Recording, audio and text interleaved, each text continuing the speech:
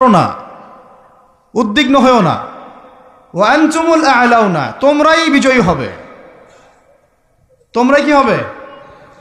In কুনতুম মুমিনিন, যদি প্রকৃত মুমিন হও তবেই। বুঝতে পারলাম ভাই? আল্লাহ কে বলছেন? আমাদের সৃষ্টিকর্তা, আমাদের পালনকর্তা, আমাদের রিজিক দাতা, আমাদের বিধানদাতা, এই মহাবিশ্বের স্রষ্টা।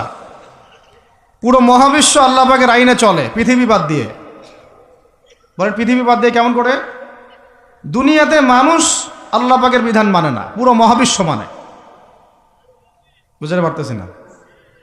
এই দুনিয়াতে এই পুরো মহাবিশ্বের কোটি কোটি গ্যালাক্সি, গ্রহ, নক্ষত্র, তারা, এই প্রত্যেকটা জায়গায়, মানে এমনকি একটা গাছের পাতাও আল্লাহ পাকের হুকুম ছাড়া, তাসবিহ ছাড়া চলে না। শুধু মানুষ হতভাগা একটা প্রাণী, যে আল্লাহর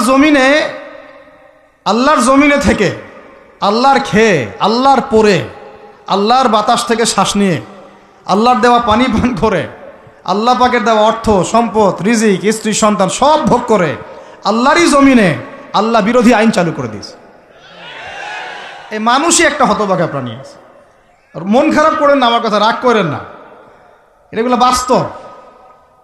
আর আমার দিকে তেড়ে এসে কোনো লাভ নাই, কারণ এটা হচ্ছে অকাট্য সত্য কথা, যে আমরা আল্লাহ পাকের জমিনে আল্লাহর খেলাফতের দায়িত্ব পালন করছি না। আমরা আল্লাহ পাকের জমিনে আল্লাহর নিয়ামতগুলো ভোগ করে আল্লাহ বিরোধী অপশক্তির স্বার্থ রক্ষা করছে। না হলে বাংলাদেশের মতো জায়গায় কেউ ট্রান্সজেন্ডার চালু করতে পারে? একটা 90% মুসলিমের দেশে কেউ সুদভিত্তিক ব্যাংকিং সিস্টেম চালু করতে পারে? মদের বার চালু করতে পারে? জেনার লাইসেন্স দিতে পারে? পতিতালয় লাইসেন্স প্রাপ্ত হয়? কখনো ওই যে যাত্রা পালাগান, ঢাকঢোল, ডুগি তবলা বাজতেছে, কেউ প্রতিবাদও করতে পারে না। করতে গেলে তাকে বলা হয় সে মৌলবাদী, সে সন্ত্রাসী, সে জঙ্গি, উগ্রবাদী। তো আমরা যদি আল্লাহ পাকের জমিনে আল্লাহর খেয়ে, আল্লাহর পরে, আল্লাহ পাকের সব নিয়ামত ভোগ করে এই যদি হয় আমাদের অবস্থা, তাহলে আমাকে আপনি বলেন যে আল্লাহ পাকের কি বয়ে গেছে যে আমাদের হাতে আল্লাহ পাক এই দুনিয়াতে বিজয় দিবেন? আর কোনো জাতি নাই? পুরো মহাবিশ্বে সবাই আল্লাহর হুকুম মেনে চলে। সূরা বনী ইসরাঈল পড়েন, এমন কোন সৃষ্টি নাই আল্লাহ পাকের যে আল্লাহর তাসবিহ পাঠ করে না। শুধু মানুষই হতভাগা একটা সৃষ্টি। আমরা, আল্লাহ মাফ করেন আমাদেরকে, নামাজও পড়ে না। কি করে না? পাঁচবার দিনে বলা হচ্ছে হাইয়া আলাস সালাহ, হাইয়া আলাল ফালাহ, সাফল্যের জন্য আসো, সালাতের জন্য আসো, কল্যাণের জন্য আসো। কানে ঢুকে না, যায় না নামাজ পড়তে। কোরআন, ওই যে বললাম, বাসায়, সবার বাসায় কোরআন আছে। এমন কোন ব্যক্তি আছেন আপনারা যে আপনাদের বাসায় কোরআন নাই? প্রত্যেকের বাসায় আছে। এমনকি আপনার ফোনের মধ্যে অ্যাপসে আছে, খুলে দেখার সময় নাই। সময় কোথায়? মানে এত ব্যস্ত, সকাল থেকে রাত পর্যন্ত এতই ব্যস্ত মানুষ হতভাগা যে কোরআন খুলে দেখার সময় নাই। আবার বলে, এসব কথা বললে আবার বলবে যে আমরা কি ইসলাম কম বুঝি?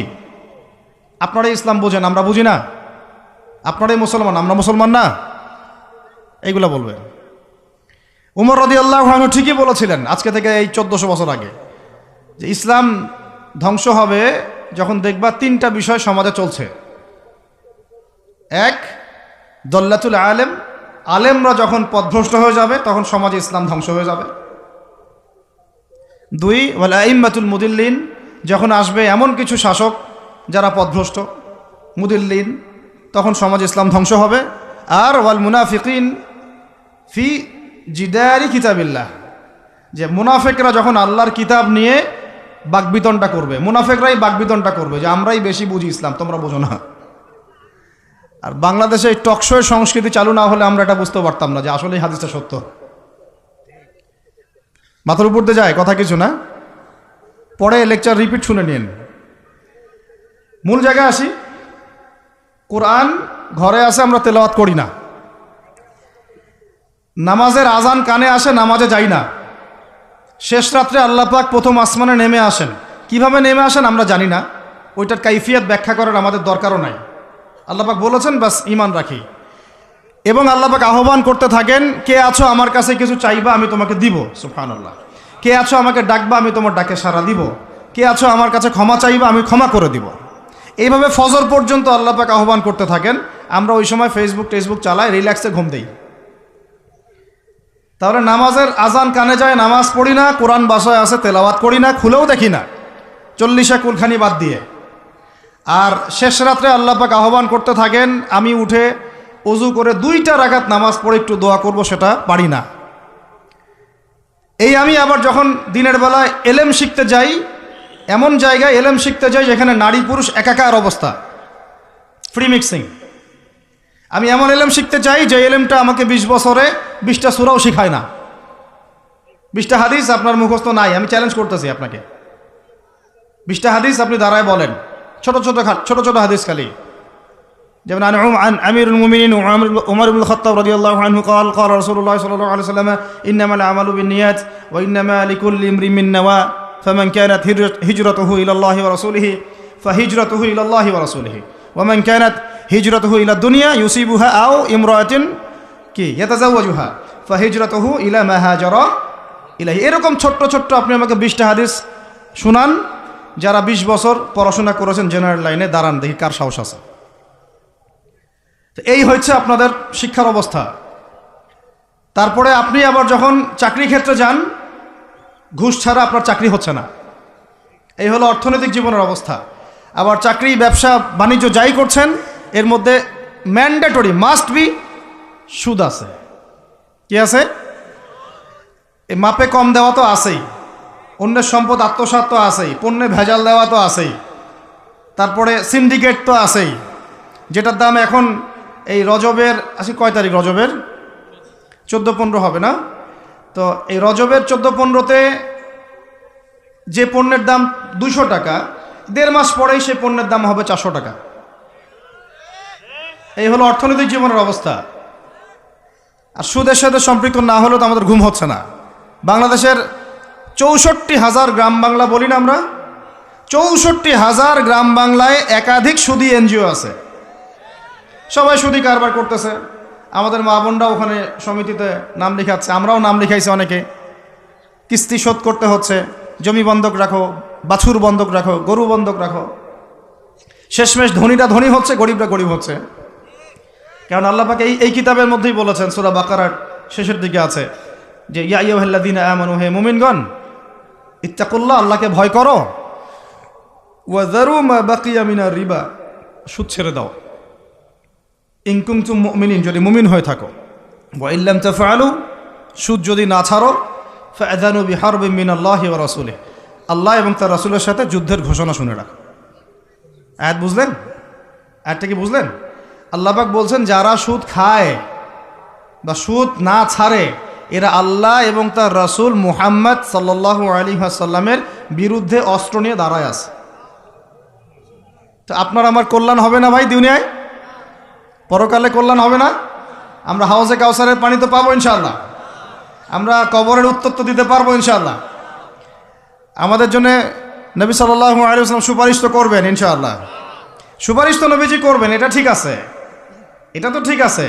কিন্তু কোরআনে যে আল্লাহ পাক বললেন যে সুদ যদি তোমরা না ছাড়ো, তাহলে জেনে রেখো তোমরা আল্লাহ এবং তার রাসূলের বিরুদ্ধে যুদ্ধ করতেছো। তো এখন এইটা আমরা কিভাবে আল্লাহ পাককে বুঝ দিব? দুনিয়াতে না বুঝ দিলাম, দুনিয়াতে হয়তো কারো ক্ষমতা আছে, জবানটা বন্ধ করে দিল, এই কথা বলতে পারবেন না, চুপ একদম, সম্ভব কি না? দুনিয়াতে হয়তো সুদের মহাজন যারা একত্রিত হয়ে দেখা গেল যে একে তো সরাইতে হবে রাস্তা থেকে, এ তো মারাত্মক কথা বলতেছে, সরাই না হয় দিল, হতেও তো পারে, ইতিহাসে হয় নাই এমন। তারপরে কারো হয়তো দুনিয়াবি স্বার্থ আছে, বুঝাচ্ছে আমার বউ আছে, বাচ্চা আছে, চাকরি বাকরি কেমনে ছাড়ি ইত্যাদি। তো সব না হয় বুঝলাম, আল্লাহ পাকের সামনে আপনি এখন কি বুঝটা দিবেন? রাসূলের সামনে দাঁড়ায় কি বুঝটা দিবেন? দিতে হবে কি না জবাবটা? আজ হোক আর কাল হোক দিতে হবে কি না? পরকালে যেতে হবে তো নাকি? তো তাই যদি হয়, এটা যদি আমাদের ফাইনাল ডেস্টিনেশন হয়, চূড়ান্ত গন্তব্য হয়, তাহলে কোন ব্যক্তি বুদ্ধিমান, যে দুনিয়াতে সংশোধিত হয় সে, নাকি পরকালে যে ব্যক্তি অপেক্ষায় বসে থাকে সে? এখন এই সংশোধনের দিকে যদি আমরা দাওয়াত দিই, আমরা কি মৌলবাদী হয়ে যাব? সমাজের শত্রু হয়ে যাব? দেশ ও জাতির শত্রু হয়ে যাব? সুদী কারবার ছাড়া অর্থনৈতিক বিষয় কি চালানো সম্ভব না? হ্যাঁ, যখন এই সুদী ব্যাংকিং সিস্টেম ওয়ার্ল্ড ব্যাংকেরটা তো 1995-এর দিকে আসছে। তারও আগে ছিল ওই যে ব্রিটেনের দি ব্যাংক অফ ব্রিটেন, যেটা প্রথমে ছিল, প্রথমের দিকে আর কি। ও সারা বিশ্বকে শাসন করতো এক সময়। তার আগে করেছে জার্মানি, তারপরেও আসছে ও। এই পশ্চিমাদের দৌরত্ব ফরাসি বিপ্লবের পরে। তো ওয়ার্ল্ড ব্যাংক আসছে 1995-এর দিকে, 45-এর পরে। এর আগে মুসলমানরা বিশ্ব শাসন করে নাই? 4 খলিফা করেন নাই? উমাইয়ারা, আব্বাসীয়রা, ফাতেমেরা, মোঘলরা, তুর্কিরা, ওসমানীয়রা, তারা কি বিশ্ব শাসন করে নাই? তো তখন কি সুদ দিয়ে পুরো বিশ্বের অর্থনীতি পরিচালিত হয়েছে? বিকল্প কোনো ব্যবস্থা কি কোরআন এবং হাদিসে নাই?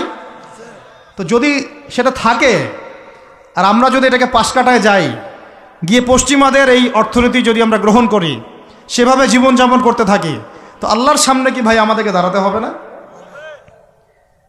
আল্লাহ পাক আমাদের সবাইকে যেন কথাগুলো মন দিয়ে বোঝার তৌফিক দান করেন। এখন যদি পুরো সিস্টেমটা আমরা চেঞ্জ করতে না পারি, ওই ক্ষমতা আমাদের নাই মনে করেন, ব্যক্তি জীবন থেকে সুদ দূর করা যাবে না? আমাকে কি রাষ্ট্র প্রশাসন একদম সুদ না খাইলে অ্যারেস্ট করে নিয়ে যাবে? আমি যদি বলি আমি সুদ খাবো না, সুদভিত্তিক ব্যাংকিং সিস্টেমে আমি ডিলিংস করব না, অ্যাকাউন্ট থাকতে পারে আপনার, কিন্তু আপনি ডিলিংস করতেছেন না, ঠিক আছে? সুদের টাকা যদি আসেও ওটা আপনি ছেড়ে দিচ্ছেন, নিচ্ছেন না, এবং সুদী এনজিও কারবার এগুলোর সাথে আপনি যুক্ত হচ্ছেন না, তো আপনাকে কি অ্যারেস্ট করে নিয়ে যাওয়া হবে জেলখানায়? কেন খাচ্ছিস না বলেন, নিয়ে যাওয়া হবে? এখনও ওই রকম দুঃসাহস দেখানোর মতো লোক বাংলাদেশে আসে নাই যে আপনি সুদ না খাইলে আপনাকে জোর করে ধরে নিয়ে যাবে। আচ্ছা, এরকম কেউ কখনো করবে না তারা এই কাজটা, ইনশাআল্লাহ। আর যদি করে তাহলে তো আল্লাহর গজব নেমে আসবে। তো এখন তাহলে সুদ খাচ্ছে কে? আপনি, আমি, নিজেই। কে খাচ্ছে তাহলে? আমরা নিজেরাই খাচ্ছি। হয় আমি খাচ্ছি, না হলে আপনি খাচ্ছেন, না হলে আপনার স্ত্রী খাচ্ছে, না হলে আপনার বাবা খাচ্ছে। অতএব সুদের মধ্য দিয়ে আমরা আল্লাহ এবং তার রাসূলের সাথে সরাসরি যুদ্ধ করতেছি।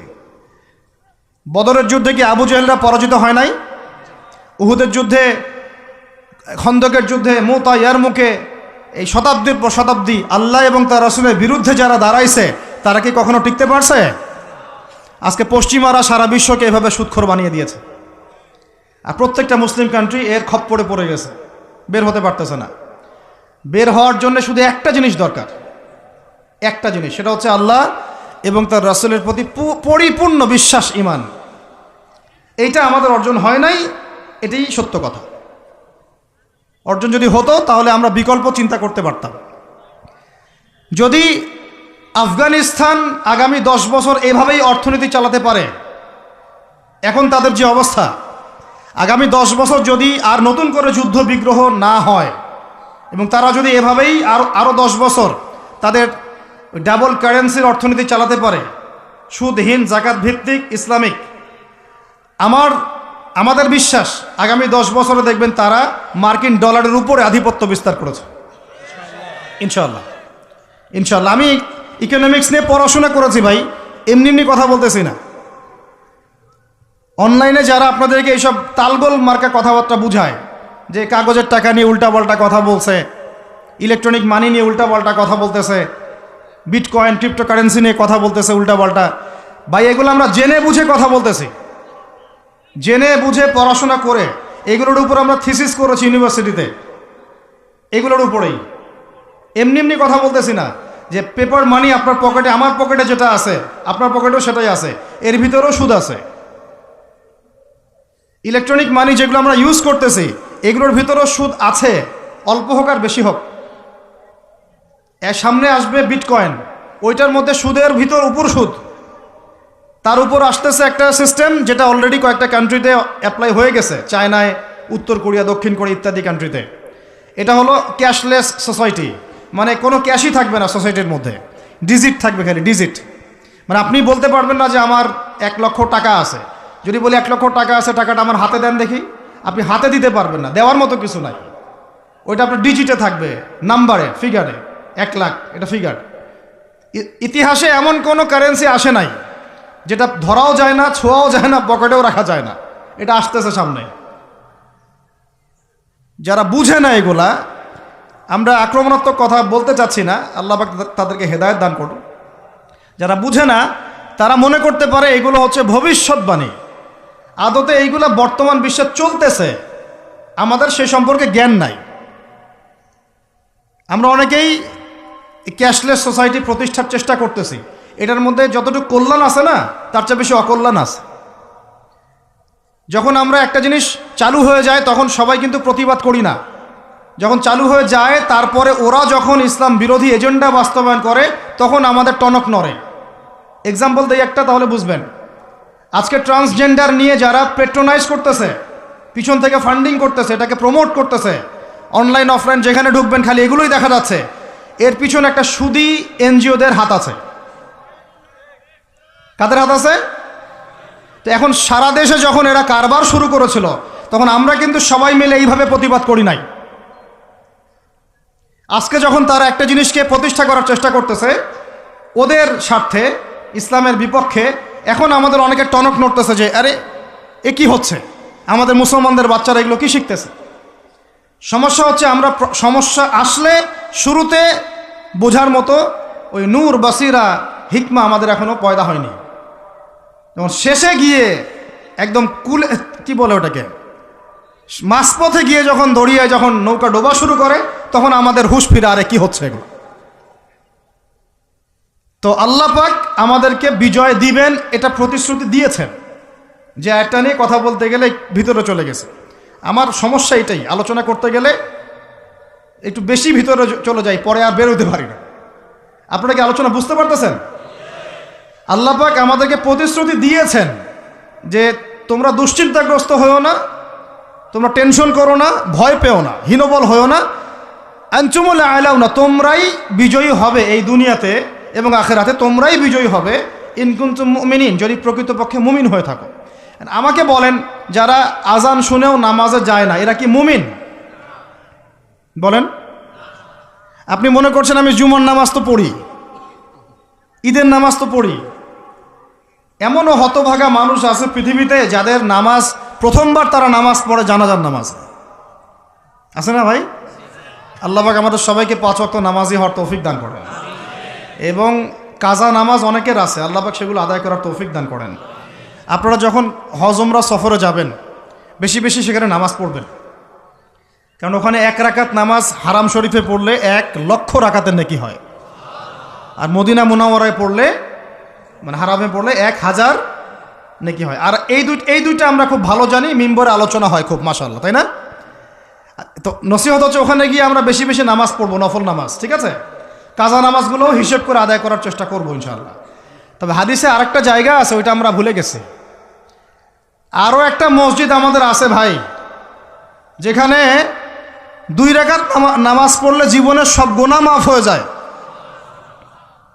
ওইটা আমাদের পাঠ্যপুস্তকে নাই, আমাদের চেতনায় নাই, আলোচনায় নাই, মিম্বরে নাই, খুতবায় নাই। সেই মসজিদ কোথায়? ওই মসজিদ কি আমাদের না ইহুদিদের? কি মনে হয় আপনাদের? ওই আল-আকসা কি আমাদের না ওদের? ওইখানে 2 রাকাত নামাজ পড়লে, সফর করে 2 রাকাত নামাজ পড়লে জীবনের সব গুনাহ মাফ হয়ে যাবে। ওইখানে আমরা এখন ঢুকতে পারি না। কারো কোনো ফিকির আছে? ইয়াংদেরকে বলতেছি ভাই, লেকচারগুলো আমাদের বেশিরভাগই ইয়াংদের জন্য, যে এই যে সেলফি, এই শোডাউন, একজন বক্তাকে আপনি দেখতে চান, ইসলামী সেলিব্রিটিজম, এগুলো যে চালু করেছি আমরা, এইগুলো দিয়ে দিন আল্লাহর জমিনে কায়েম হবে না। এগুলো ভালোবাসা মহব্বতের নিদর্শন না। সত্যি সত্যি যদি আমাদেরকে আপনারা মহব্বত করে থাকেন, এমনভাবে নিজেকে গড়েন যাতে বাইতুল মুকাদ্দাস জয় করতে পারেন। ওই দিন বুঝবো যে আপনারা আমাদেরকে মহব্বত করেন, আমাদের কথা শুনেন, মানেন, বুঝেন। এমন একটা জামা আমাদেরকে করতে হবে যার একজন নেতা থাকবে, একটা নেতা, একদম সামি'না ওয়া আতা'না, শুনলাম মানলাম, এমন নেতা। এত ইখতিলাফ, এত বিভক্তি চলবে না। মানে বিভক্তি, ইখতিলাফ থাকতে পারে মাসলা মাসাইলের ব্যাপারে, ফিকহি ব্যাপারে, কিন্তু এই এত দলীয় বিভক্তি থাকা যাবে না। এক টেবিলে আলেমদেরকে বসতেই হবে। আলেমরা যদি এক টেবিলে না বসে ঐক্যের দৃষ্টান্ত স্থাপন না করতে পারে, জনগণ ঐক্যবদ্ধ হতে পারবে না। বাংলাদেশের সবচেয়ে বেশি দরকার এখন ওলামায়ে কেরামের ঐক্য। আমরা যারা ছোটরা আছি, আমাদের মূল কাজ এখন এইটাই, আমরা এটাই ফিকির করি কিভাবে আলেমদেরকে একটা জায়গায় বসানো যায়। আলেমরা যদি ঐক্যবদ্ধ হতে পারেন, জনগণ একদিকে ফোকাস করে চলতে পারবে ইনশাআল্লাহ। এবং তাদের মধ্যে যদি একজন আমির নিযুক্ত করা হয় এবং তার কথা যদি আমরা সুরাভিত্তিক মেনে চলি, ইনশাআল্লাহ বাংলাদেশ কেন পুরা বিশ্বে দিন কায়েম করা সম্ভব। আমরা এই দিক থেকে আমরা মোটামুটি 20-30 বছর পিছায় আছি এখনো, বুঝতে পারছেন না আমার কথা? এই দিক থেকে দেখেন, আল্লাহ নবী সাল্লাল্লাহু আলাইহি ওয়াসাল্লাম মক্কাতেও সাহাবীদের মধ্যে কখনো বিভক্তি হতে দেন নাই।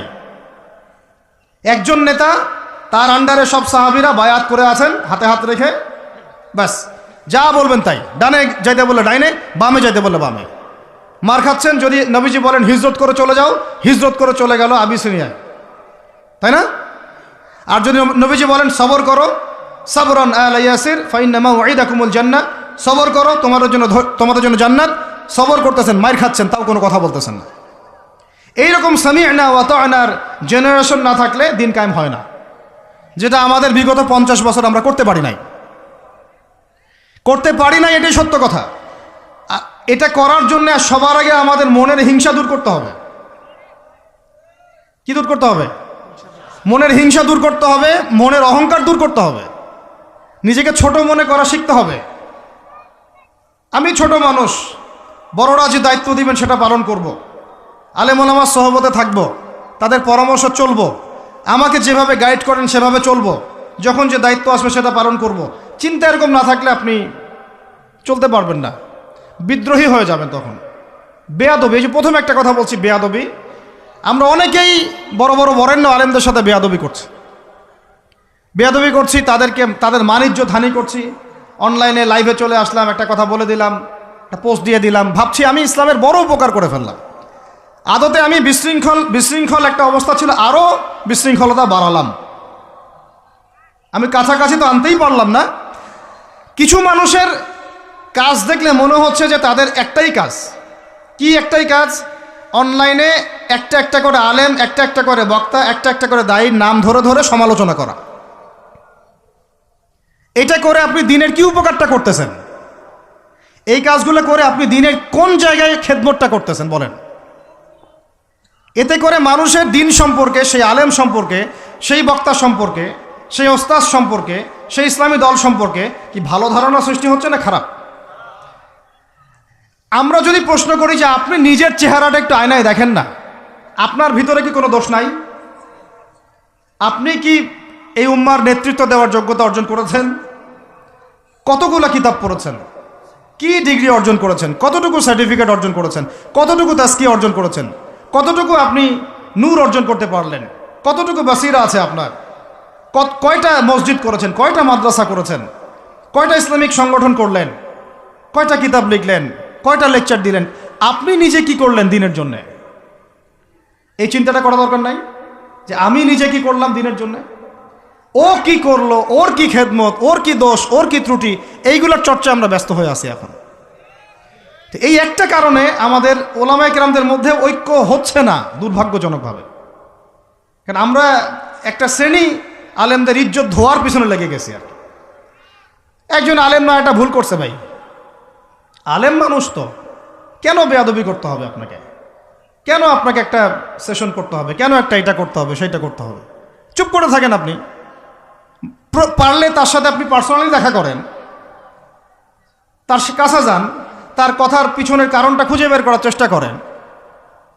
ইসলামের খেদমত এগুলো হচ্ছে না, তো ওইদিকে যেতে যাচ্ছি না। একটা রিকোয়েস্ট করবো আপনাদেরকে যে আমরা সবাই একটা দায়িত্ব কাঁধে নেই, যে এই উম্মতকে বিজয়ী করার জন্য আমারও কিছু দায়িত্ব আছে। আপনার দায়িত্ব নেই ভাই? আপনি আয়নার সামনে আজকে রাত্রে দাঁড়ায় অনেস্টলি সততার সাথে দাঁড়াবেন, দাঁড়ায় আপনার চেহারা আয়নায় দেখবেন, দেখে চিন্তা করবেন যে আসলে আমি আজ পর্যন্ত এই উম্মাকে কি দিয়েছি। বলেন তো কি বললাম ভাই? আয়নার সামনে দাঁড়ায় কি বলবেন?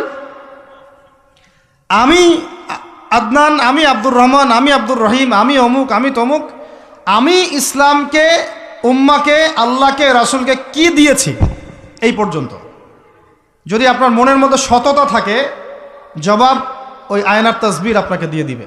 একটা উর্দু শের আছে যে চেহারে তো আকসর ধোকা দেতি হ্যায়, সচ তো আইনা বলতি হ্যায়। মানে চেহারা তো বেশিরভাগ সময় ধোকা দেয় মানুষকে, সত্য কথা বলে আয়নার প্রতিবিম্ব। তো আল্লাহর ওয়াস্তে নিজের আত্মসমালোচনা করি, আমরা উম্মাকে কি দিলাম এটার ফিকির করি।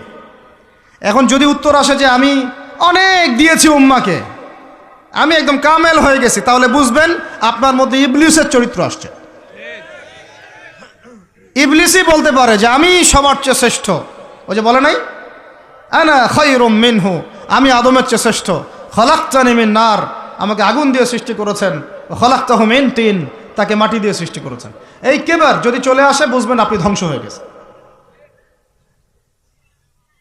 ফেরাউন বলেছিল আনা রব্বুকুমুল আ'লা, আমি তোমাদের মহান রব। নাউজুবিল্লাহ।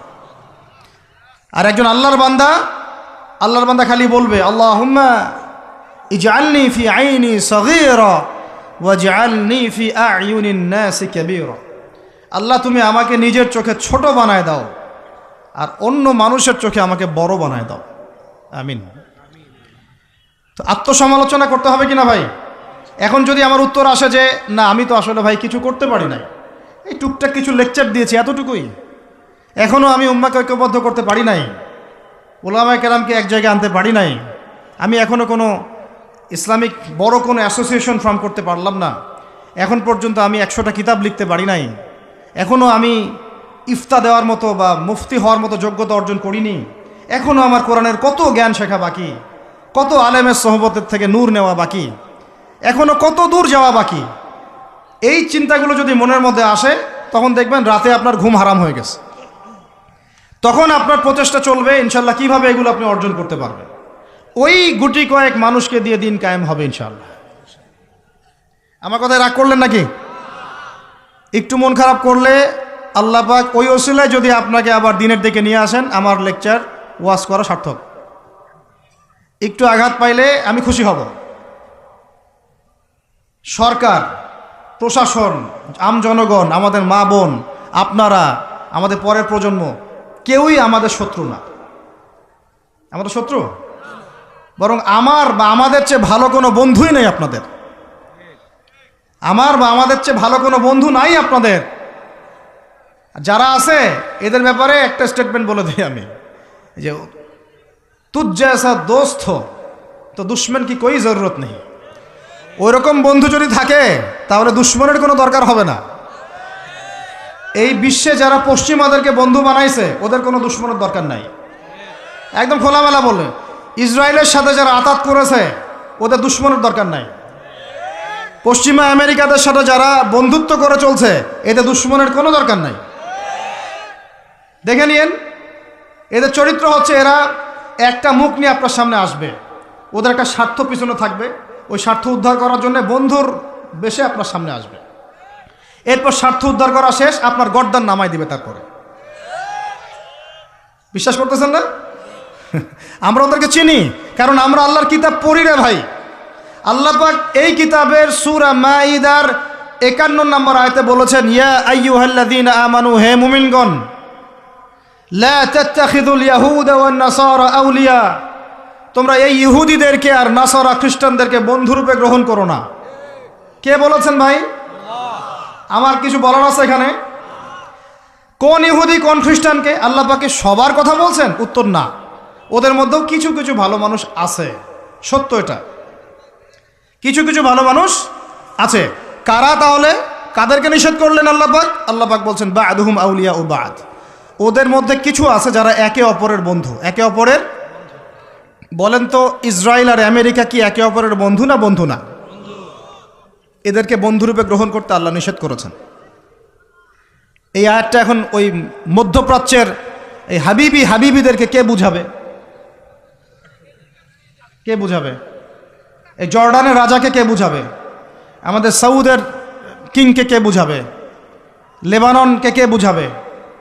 এই যে গলফ কান্ট্রিদেরকে কে বুঝাবে যে আল্লাহ পাক বলেছেন ইহুদি এবং খ্রিস্টানদের মধ্যে যারা একে অপরের বন্ধু, এদেরকে আমরা বলি জায়নিস্ট। কি বলি? জায়নিস্ট, মানে জায়নবাদী।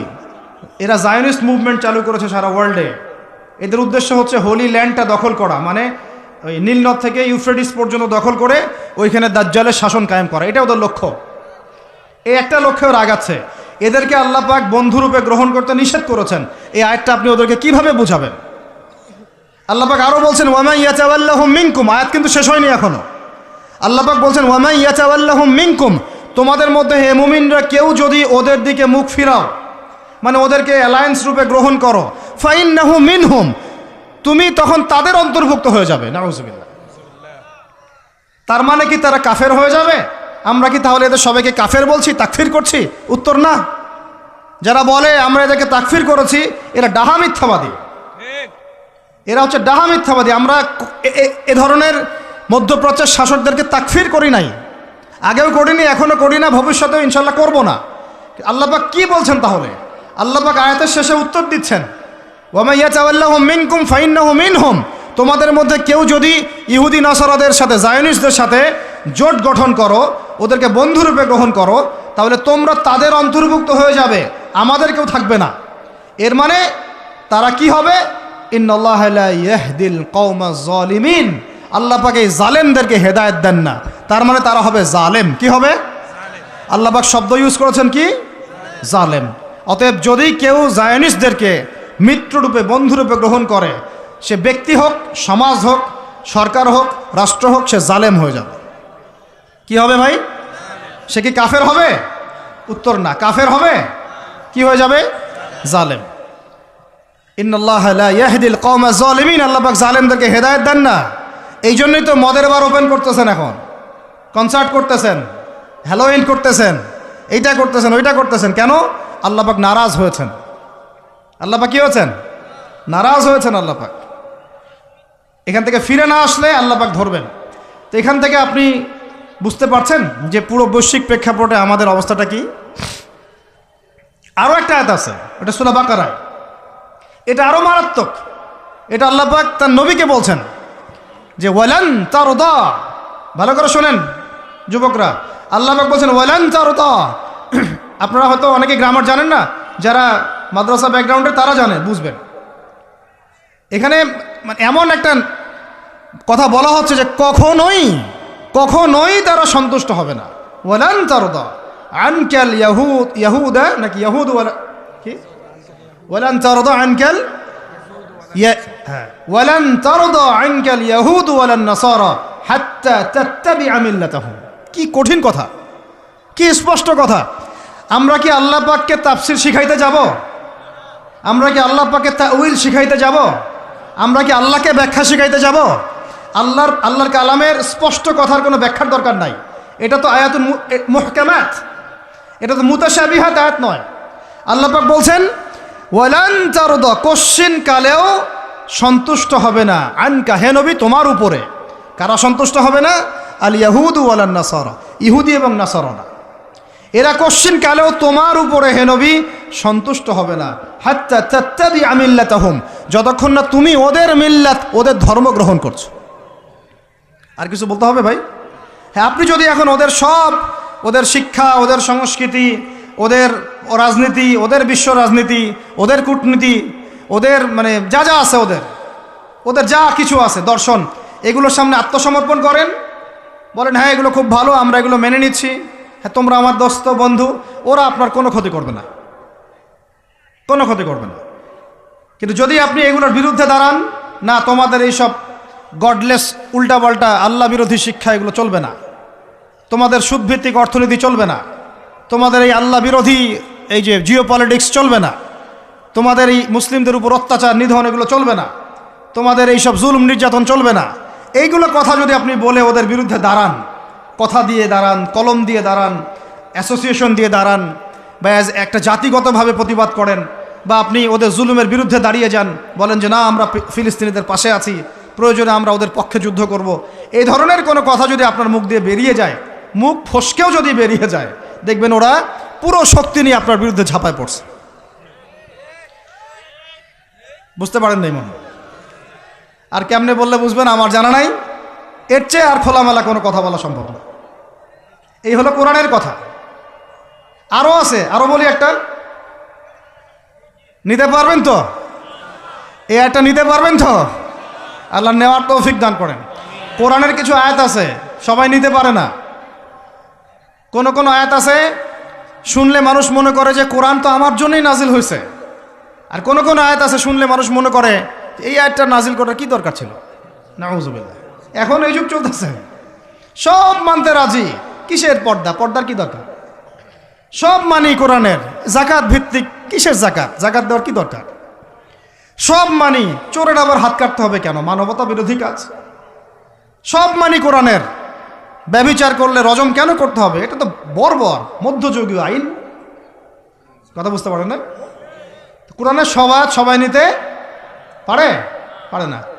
কোরআনে 400 থেকে 450 জায়গায় আছে যে আল্লাহ রাব্বুল আলামিনের দিন প্রতিষ্ঠার জন্য তোমরা দাওয়াতের পাশাপাশি জিহাদ করো।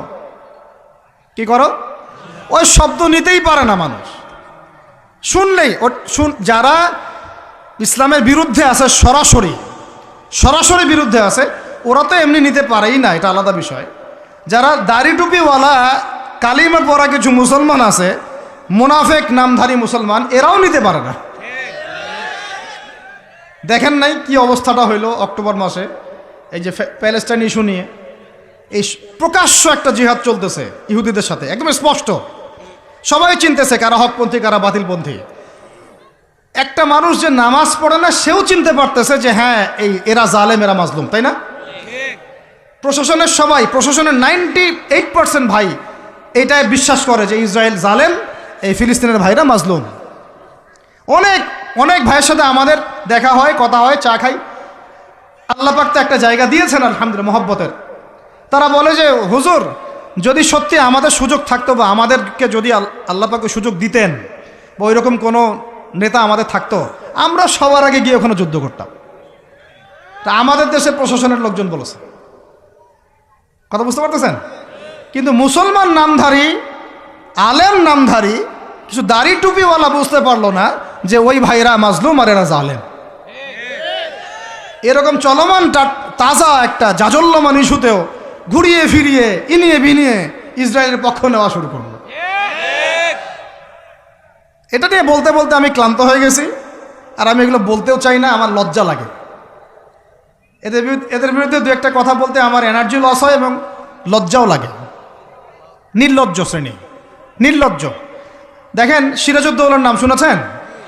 বেচারা পরাজিত হয়েছিল। বেচারা কি হয়েছে? কিন্তু লড়াই করে পরাজিত হয়েছে। মীর জাফরের নাম শুনেছেন? ও বেটা ব্রিটেনের হাত ধরে জয়লাভ করেছে, জয়লাভ করে মসনদেও বসেছে, কিন্তু কিয়ামত পর্যন্ত মানুষ গাদ্দারদেরকে মীর জাফর নামে ডাকে। কথা বুঝতে পারেন নাই? তো সবসময় দুনিয়ার সাফল্য, দুনিয়ার বিজয়, দুনিয়ার আধিপত্য সবকিছু না। জনগণ সব বুঝে এখন।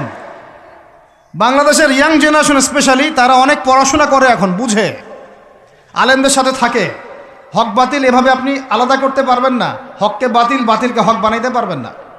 ইনশাল্লাহ হক হকের জায়গায় স্পষ্ট থাকবে, বাতিল বাতিলের জায়গায় স্পষ্ট থাকবে।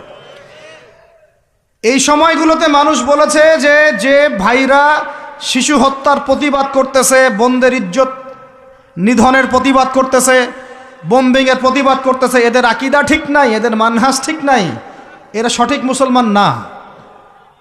এরকম অবস্থায় মানুষ বলেছে আইয়ুবী রাহিমাহুল্লাহ যখন আক্রমণ করে বাইতুল মুকাদ্দাস জয় করেছিলেন, উনারও আকীদা মানহাজ ঠিক ছিল না। এরকম অবস্থায়ও মানুষ বলেছে বাংলাদেশের মাটিতে বসে দাড়ি টুপিওয়ালা পাগড়ি জুব্বা নিয়ে বলেছে যে হামাস এটা বিচ্ছিন্ন জনগোষ্ঠী এবং ওই নাকি অপরাধী, সক্ষমতা নাই, কেন সে যুদ্ধ করতে গেল। বলেছে যে হামাসকে সৃষ্টি করেছে নাকি ইসরায়েল। তো এই হলো অবস্থা। না এদের আকীদার কোনো সঠিক জ্ঞান আছে, না সত্যিকারের মানহাজের সঠিক জ্ঞান আছে, আর না ইতিহাসের কোনো সঠিক জ্ঞান আছে। হামাস সৃষ্টি হয়েছে 1994 সালের দিকে। কত সাল বলেন? 1989 থেকে 92 সালের মধ্যে একটা চুক্তি হয়েছিল। আমি তো বলি আমার সামনে বসান, আর বসতে চাইলে অনলাইনে বাহাসের কথা বলে, তো অনলাইনে না, যদি পান আপনারা ধরে নিয়ে আমাদের মাদ্রাসায় নিয়ে আসবেন। ধরে কি করবেন? আমাদের মাদ্রাসার সামনে বসায় দিবেন। অনলাইনে কোনো বাহাস হয় না, অফলাইনে হবে সামনাসামনি। কিতাব যত কিতাব আছে নিয়ে আসুক, সমস্যা নাই, কিন্তু অনলাইনে না, হবে কোথায়? অফলাইনের সামনাসামনি টেবিল থাকবে, দুই দিকে দুজন বসবে। প্রয়োজনে প্রশাসন থাকবে, প্রয়োজনে আমাদের আরও বড় বড় ওলামায়ে কেরামরা থাকবেন, তারা এখানে এটাকে জাজ করবেন। এই যে কথাটা বললো, হামাসকে সৃষ্টি করেছে কি? ইসরায়েল। আমি শুধু অর্থনীতি নিয়ে পড়ি নাই, আমরা 6টা সাবজেক্ট নিয়ে পড়ছিলাম ইউনিভার্সিটিতে। আমাদের ফ্যাকাল্টির মধ্যে 6টা সাবজেক্ট মেইন ছিল, মেজর। একটা হলো ফিলোসফি, একটা হলো ইংরেজি, একটা অর্থনীতি, একটা এই গ্লোবাল অ্যাফেয়ার্স মানে জিওপলিটিক্স, যেটাকে আমরা জিওপলিটিক্স বলি, আর একটা হচ্ছে হিস্ট্রি, আর একটা হচ্ছে পশ্চিমা দর্শন। যে পশ্চিমা দর্শনের এতগুলো কথা আমরা বলি, এমনি এমনি বলি না, আমরা জানি ওদের দর্শনের মধ্যে কোথায় কুফর আছে, কোথায় শিরক আছে। এখন ইতিহাস আপনাকে ছোট্ট করে বলতেছি, 1989 সালে একটা চুক্তি হয়েছে ফিলিস্তিনের সাথে। এই চুক্তিটার নাম 89 থেকে 92 এর মধ্যে, এই চুক্তিটার নাম হচ্ছে অসলো শান্তি চুক্তি। বলেন কি বললাম? এই চুক্তিটা সাধারণ ফিলিস্তিনি যারা তাদের ভূমি ফেরত চায়, যারা ইসরায়েলের পতন চায়, যারা এই জুলুমের বিরুদ্ধে দাঁড়িয়ে আছে, ওরা মেনে নেয় নাই। তো যারা মেনে নেয় নাই, পরবর্তীতে তারা এই হামাস নামক সংগঠনটা তৈরি করেছে। এটা সশস্ত্র অবস্থান, ওদের দুইটা অংশ আছে, একটা আল কাসাম ব্রিগেড, আর একটা হচ্ছে দাওয়ার জন্য। কিছু মানুষ দাওয়াতের মেহনতে থাকে, কিছু মানুষ সশস্ত্র যুদ্ধ করে। এটা উড়ে এসে জুড়ে বসে নাই, এরা বিগত প্রায় 75 বছর থেকে ধাক্কা সহ্য করতে করতে করতে করতে আজকে বাধ্য এই জায়গায় আসছে। একটা কিতাব বাজারে আসবে ইনশাল্লাহ, আপনারা দোয়া করেন যেন কিতাবটাকে মানে সবচেয়ে সেরাভাবে যেন আল্লাহ পাক আনার তৌফিক দান করেন। এর নাম হচ্ছে হুরমাতুল আকসা। কি নাম? আল্লাহ পাক যেন তৌফিক দান করেন, আমিন। একদম বিগত 5000 বছরের ইতিহাস আপনাকে দিয়ে দিব ইনশাল্লাহ। কত বছর? 5000 বছর পুরাতন ঘটনা আল আকসা। কত বছর ভাই? 5000 বছর। ওইটা ইব্রাহিম আলাইহিস সালামের হিজরতের জায়গা। ওখান থেকে ইয়াকুব আলাইহিস সালামের ছেলেরা মিশরে আসছে, ওইখান থেকে মুসা আলাইহিস সালামের যুগে তারা আবার গিয়েছে আল আকসা দখল করতে। ওইখানে আমালেকা সম্প্রদায়ের সাথে জিহাদ হয়েছে। তালুতের বাহিনীর মধ্যে দাউদ ছিলেন, তিনি জালুতকে পরাজিত করে ওইখানে ইসলামী খেলাফত কায়েম করেছিলেন 40 বছর। তারপরে আসছে সুলাইমান আলাইহিস সালামের 40 বছর। তারপরে ওদেরকে নেবুজাত নেজার বের করে দিয়েছে। তারপরে ঈসা আলাইহিস সালাম আসছেন, ঈসা আলাইহিস সালামকে তারা মানে নাই। আল্লাহ পাক আবার নির্যাতন মানে শাস্তি দিয়েছেন টাইটাসের হাতে, রোমান সেনাপতি টাইটাসের হাতে। তারপরে এরা মদিনায় গিয়ে আকরাগারে, বনু কুরাইজা, বনু কাইনুকা, বনু নাজিরে, খায়বারে, এদেরকে আল্লাহ নবী যুদ্ধ করে বের করে দেন। পরে এই 1250 বছর ইসলামী খেলাফতে ওরা জীবনেও বাইতুল মুকাদ্দাসে ঢুকতে পারে নাই। এই 1914 সালে এসে ঢুকছে। কত সালে? 5000 বছরের ইতিহাস তো ভাই আমি 5 মিনিটে বলতে পারবো না, সংক্ষিপ্ত করে বুঝালাম যে 1250 বছর তারা বাইতুল মুকাদ্দাসের আশপাশেও ঘেঁষতে পারে নাই।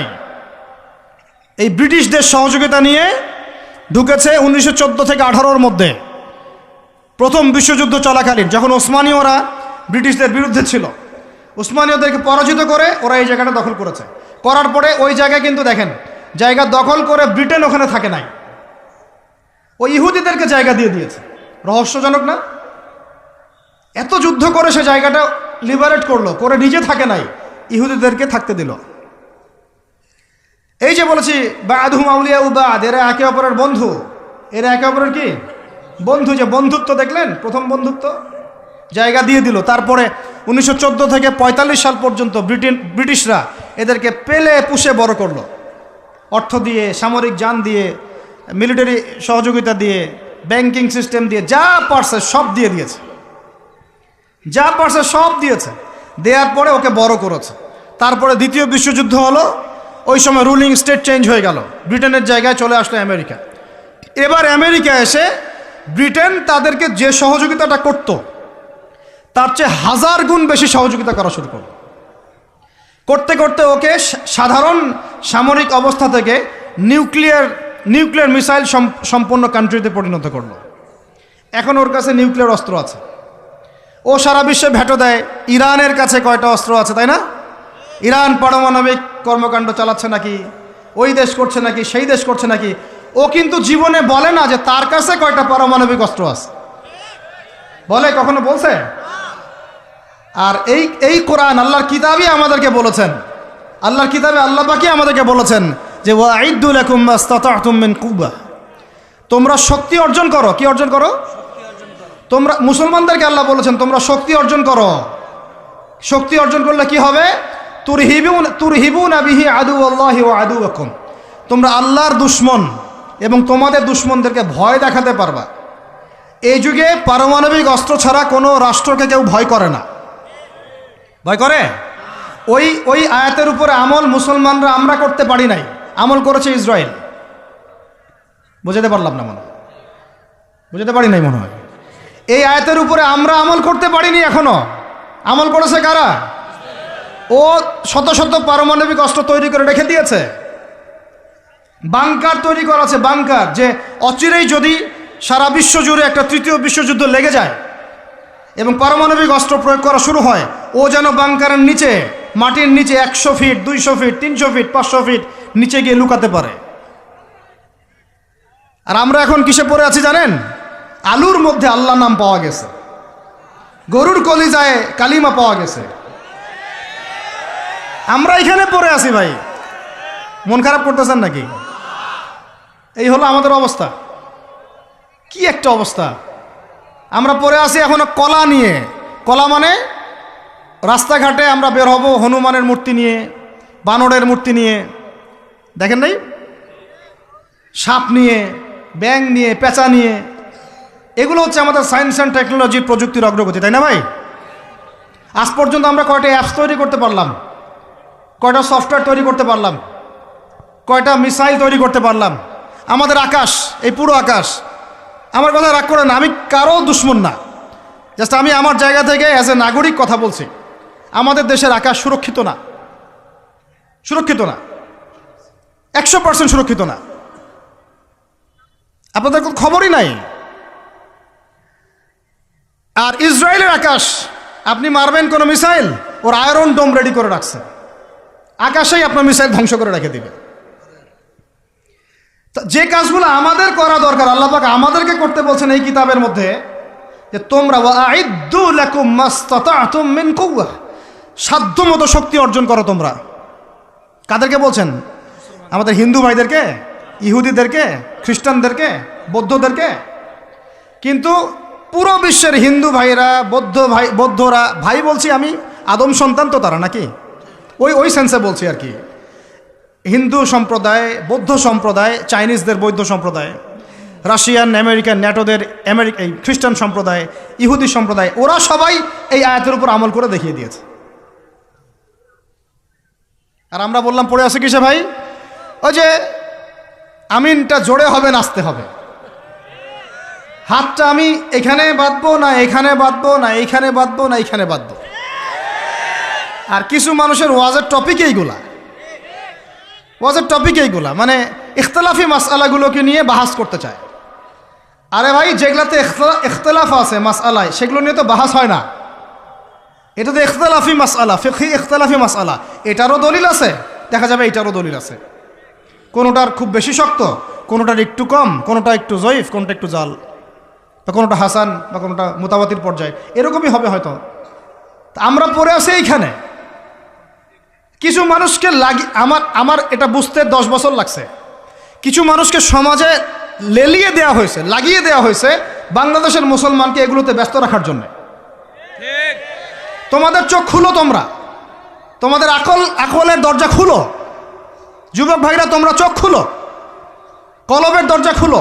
বড়রা আপনারা চোখ খুলেন। এদেরকে লাগিয়ে দেওয়া হয়েছে মুসলমানদের মধ্যে এই সিলি বিষয়গুলোকে নিয়ে দ্বন্দ্ব সৃষ্টি করার জন্য। এইগুলো নিয়ে মসজিদ ভাগ করে ফেলতেছে, মাদ্রাসা ভাগ করে ফেলতেছে। ফরজ ঐক্য নষ্ট করে হলেও মুস্তাহাব প্রতিষ্ঠা করতে হবে। ফরজ ঐক্য নষ্ট করে হলেও মুস্তাহাব প্রতিষ্ঠা করতে চাচ্ছে। কি একটা অবস্থা বলেন! ইন্না লিল্লাহি ওয়া ইন্না ইলাইহি রাজিউন। যখন মানুষের ঐক্যবদ্ধ হওয়া উচিত, আমাদেরকে ওদের সাথে লড়াই না করি সমকক্ষ হওয়া দরকার। যে শক্তিতে, অর্থনীতিতে, সমরনীতিতে, সব দিক থেকে আমরা সমমানের, ওরা আমাদের দিকে চোখ রাখাতে পারবে না, এগুলো নিয়ে ভাবা দরকার। আমরা পড়ে আসি এখন এইগুলো নিয়ে।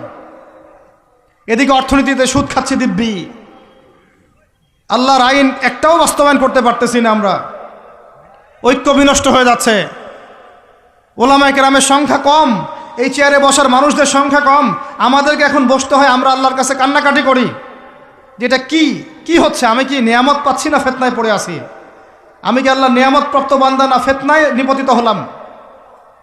স্টেজ ভর্তি ওলামায়ে কেরাম বসে থাকেন, বড় বড় মুহাক্কিক আলেমরা, আমাকে কথা বলতে হচ্ছে, আমি নাদান নগণ্য বান্দা, তাহলে আমি কি ফিতনায় পড়ে আছি না আল্লাহ পাক আমাকে নিয়ামত দিয়েছেন, এটাই ভাবতে কুলকিনাটা পাচ্ছি না আমরা।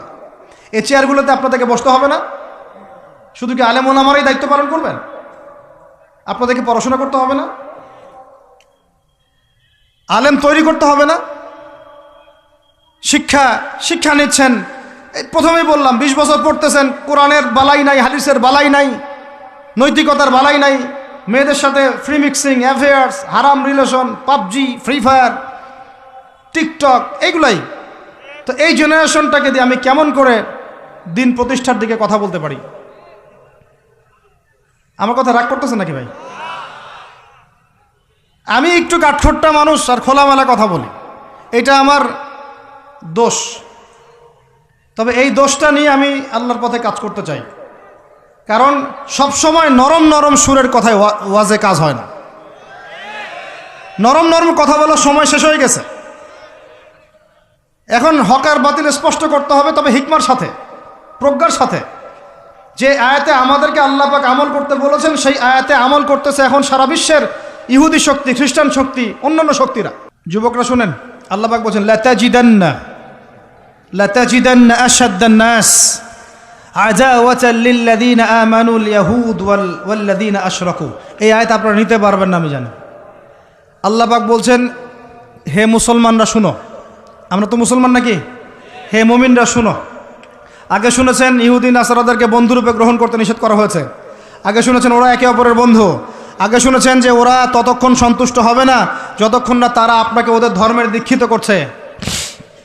এবার আল্লাহ পাক বলছেন, মানুষের মধ্যে হে মুসলমানরা, তোমাদের সাথে যারা শত্রুতা করে, মানুষের মধ্যে তোমাদের সাথে সবচেয়ে বেশি শত্রুতা রাখে যারা, তারা হলো 2 শ্রেণীর মানুষ। কয় শ্রেণী?